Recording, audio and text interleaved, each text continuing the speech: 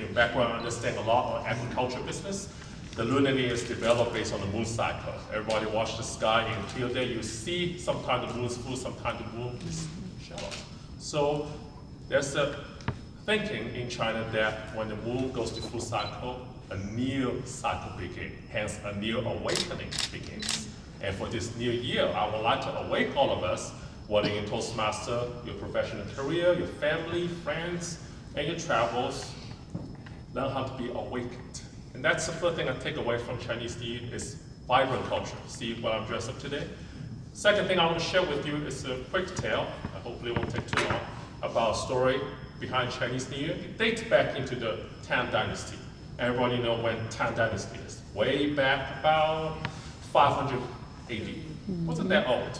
It's after the Roman Empire. So that is the big empire in China. We all know today as the Great Tang population. That's why Chinatown, that's another name called Tang of, Town of Tang, T-A-N-G. Sounds a little bit tricky, but that is a dynasty that's lived around for about 400 years. During that dynasty, there's a lot of things going on between cultural integration. We developed the Silk Road. There's a lot of integration with outside levels. So you have foreigners coming in who don't speak necessarily Chinese. So very similar to the culture I'm seeing nowadays. And the story begins at a farm that a high priest is trying to colonize.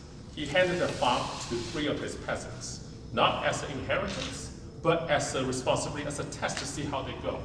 The first farmer go out there, took around here, and to put this in lieu of the year of the pig, which is our 12th dynasty animal, I would like to use that as an example because pigs are involved in cattle feeding, involved in agriculture, involved in cultivating crops. Your yield matter. You don't get enough yield, you're gone.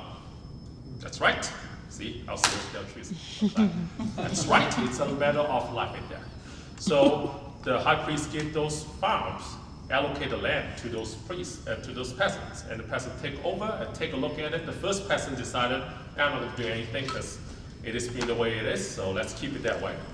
The second peasant decided to, I don't know much about farming with animals and things, but I can work with people in my township who work together. We call that as early as co-op farms. The third one is the most interesting. He decided to travel. Not even attain to his farm, but travel to southern China to learn about farming. Come back. So anybody can guess the results, what happened in a year within these 3 farms? The first one ended up having the lowest yield. Obviously the high priest is pissed off and he's gone. Second one decided to work with other folks, able to get a moderate results, but wasn't very generous, substantial yield. The third one, able to generate the amount of wealth because he devoted his time to study something he doesn't know.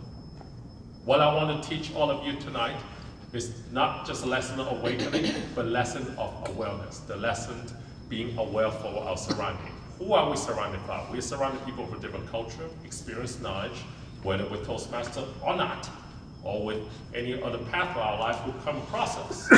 Learn how to be aware, learn how to be awakened, and finally, learn how to adapt.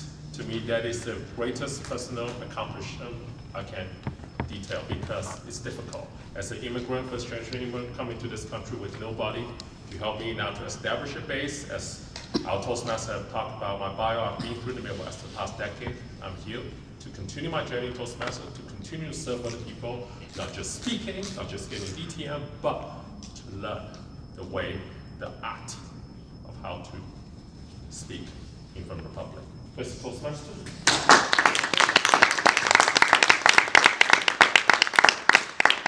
This is not time just to show you. This is a speech I have done back in 2012. This is my confident communicator menu, so very old. This is my Chinese New Year book. I have it. Inside of it, I have all my information, my names, everything printed in. So, oh yeah, I wanted to bring some visual aids.